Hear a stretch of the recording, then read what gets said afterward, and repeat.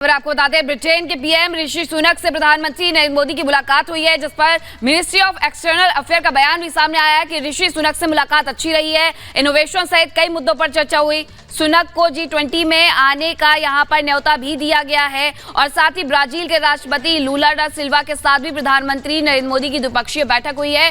तो G7 जो कि 3 दिनों तक चला ये समिट, जिसमें प्रधानमंत्री नरेंद्र मोदी ने शिरकत की, तमाम बड़े नेताओं से यहां मुलाकात की। लेकिन ये तस्वीर देखिए कि भारतीय मूल के ऋषि सुनक जो कि ब्रिटिश पीएम हैं, उनसे भी यहां प्रधानमंत्री की मुलाकात हुई है और साथ ही ब्राजील के राष्ट्रपति लूला डा सिल्वा से भी प्रधानमंत्री नरेंद्र मोदी की मुलाकात हुई है। मिनिस्ट्री ऑफ एक्सटर्नल अफेयर ने कहा है कि ऋषि सुनक के साथ मुलाकात अच्छी रही है। इनोवेशन सहित कई मुद्दों पर यहां चर्चा हुई है और साथ ही G20 की बैठक में आने का न्योता भी उन्हें दिया गया है। G20 जिसकी अध्यक्षता भारत कर रहा है, सितंबर 2023 में भारत में इसका आयोजन होना है और ऐसे में ऋषि सुनक को भी यहां आने का न्योता दिया गया है। तमाम बड़े नेताओं से यहां पर मुलाकात हुई है प्रधानमंत्री नरेंद्र मोदी की, और इसके बीच में ये मुलाकात हुई है ऋषि सुनक से, ब्रिटिश पीएम से, और इस दौरान मुलाकात अच्छी रही है, ये भी जानकारी मिली है। G20 में आने का न्योता दिया गया है, ये भी जानकारी मिली है। और इसके अलावा कई अन्य नेताओं से भी मुलाकात हुई है प्रधानमंत्री नरेंद्र मोदी की। लेकिन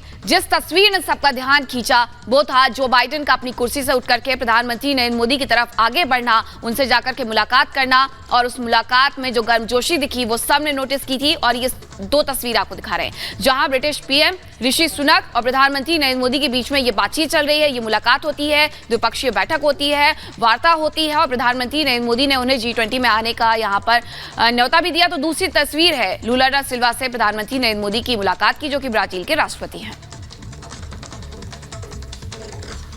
जी हाँ, तो अब बात करते हैं G7 की। लगातार जहां पर हिरोशिमा में प्रधानमंत्री नरेंद्र मोदी पहुंचे, कई नेताओं से मुलाकात हुई, और मोदी हैं तो मुमकिन हैं, ये इसलिए कहा जा रहा है क्योंकि G7 का देश सदस्य नहीं है भारत। बावजूद इसके कई बार मोदी को बुलाया जा चुका है। 5वीं बार पीएम मोदी यहां पर पहुंचे हैं। 2023 जापान में ये बड़ी बैठक हुई और इसमें तमाम मुद्दों पर चर्चा हुई, तमाम राष्ट्राध्यक्षों से पीएम मोदी की मुलाकात हुई है। और ये सबसे बड़ी बात है कि प्रधानमंत्री मोदी का जलवा यहां पर भी देखने को मिला। उनकी जो लोकप्रियता है और उनकी जो लीडरशिप है, इसको लेकर बड़ी बात है। और सबसे बड़ी बात यह है कि 2022 में जनवरी में ये बैठक हुई, तब उस वक्त प्रधानमंत्री मोदी को बुलाया गया। 2021 में ब्रिटेन में ये बैठक हुई, उस वक्त भी पीएम मोदी यहां पर पहुंचे थे।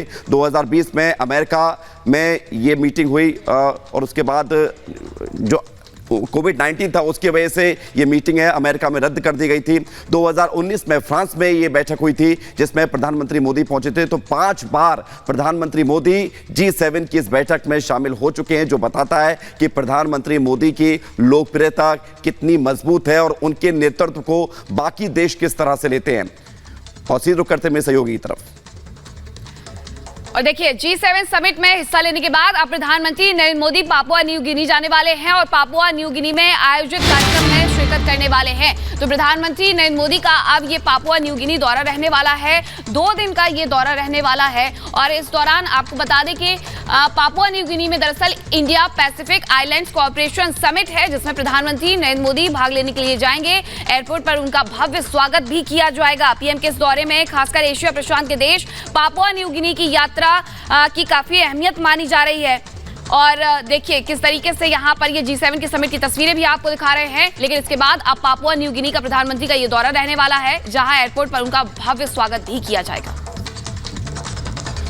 मध्य प्रदेश की एक बड़ी योजना है मुख्यमंत्री तीर्थ दर्शन योजना, और इस योजना में एक नया इतिहास रचने जा रहा है, क्योंकि पहली बार हवाई यात्रा करके मध्य प्रदेश के तीर्थयात्री प्रयागराज पहुंच रहे हैं। कुछ देर में एक विमान उन यात्रियों को लेकर रवाना होगा। तस्वीर हम आपको दिखा रहे हैं। मुख्यमंत्री शिवराज सिंह चौहान इस तीर्थ दर्शन योजना में इस बड़े ऐतिहासिक कदम की शुरुआत करने जा रहे हैं। 22 श्रद्धालु प्रयागराज के लिए रवाना होंगे और सबसे बड़ी बात यह है कि ये विमान के जरिए जाएंगे। अभी तक ट्रेन के जरिए तीर्थ यात्रा की जा रही थी। जिनकी उम्र 60 साल से ज्यादा है, उनको इस यात्रा में शामिल कराया जा रहा था। बिल्कुल, हमारे साथ हमारे सहयोगी सत्यविजय जुड़ गए हैं। सत्यविजय, क्या कुछ खास रहने वाला है? क्योंकि पहले जो यात्रा होती थी वो ट्रेन के माध्यम से होती थी, बस के माध्यम से होती थी, लेकिन इस बार ये जो यात्रा है वो एक कदम आगे।